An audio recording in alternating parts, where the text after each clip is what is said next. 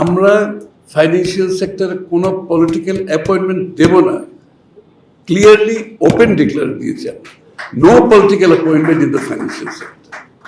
কারণ আমরা সেদিকে যেতে চাচ্ছি না।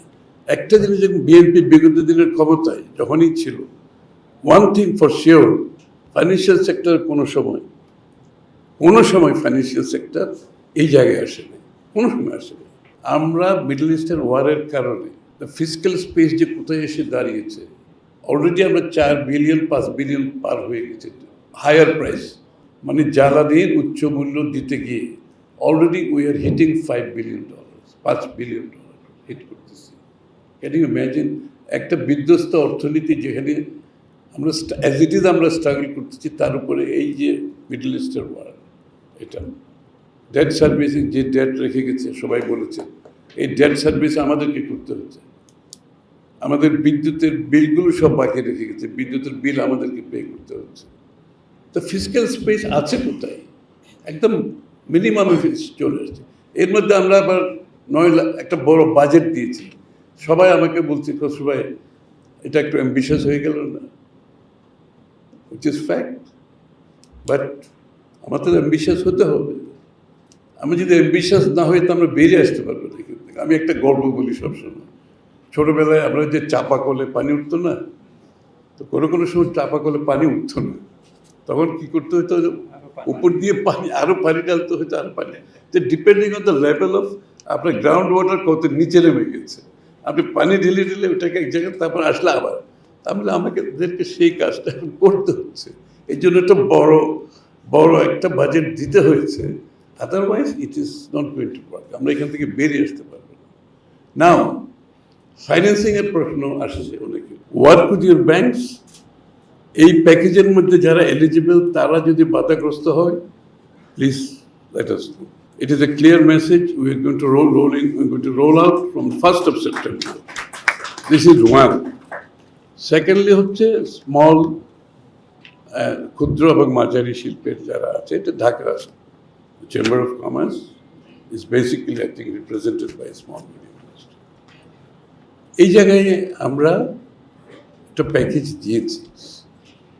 এই প্যাকেজটা 60,000 crore, 60,000 কোটি টাকার একটা প্যাকেজ দেওয়া হয়েছে। আমি জানি এগেইন এই প্যাকেজের ব্যবহার কীভাবে হবে এটা নিয়ে অনেক প্রশ্ন আছে। আমাদের কালচারালি এগুলো মিসইউজ হয়েছে, ট্রেডিশনালি এগুলো মিসইউজ হয়েছে, এগুলো ব্যক্তিগত ইনফ্লুয়েন্সে হয়েছে।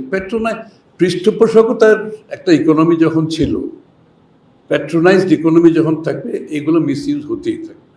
But this government, I can assure you, এখানে কোনো ইন্টারফিয়ারেন্স, আমরা কিন্তু কোনো ইন্টারফিয়ারেন্সের সুযোগ রাখছি না এখানে।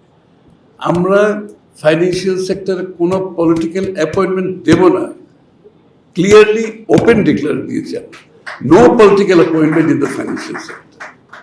কারণ আমরা সেদিকে যেতে চাচ্ছি না।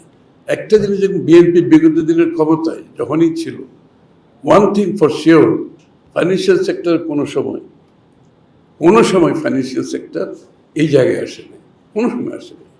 কারণ আমরা বাংলাদেশ ব্যাংকের গভর্নর আমাদের দলের লোক কোনো সময় দিই। আমরা এসিসি চেয়ারম্যান, কিন্তু আমাদের এই জন্য ক্যাপিটাল মার্কেটে কোনো দিন প্রবলেম হয়নি। এসিসি চেয়ারম্যান কোনোদিন দলীয় লোকজন দিয়ে নেয়। কারণ যেখানে ফিনান্সিয়াল সেক্টর সেন্সিটিভিটি থাকবে, এখানে তো পলিটিক্স কাজ করতে পারবে না। This is the market, you have to respect the market.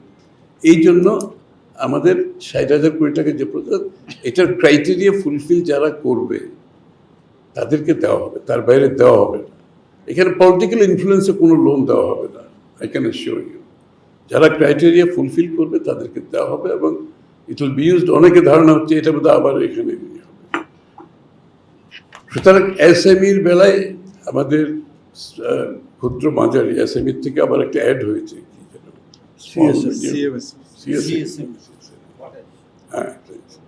Cottage micro, এবং কটেজের জন্য আমরা কিন্তু আরেকটা প্রোগ্রাম নিয়েছি, অ্যানাদার প্রোগ্রাম, সেটা হচ্ছে ক্রিয়েটিভ ইকোনমি।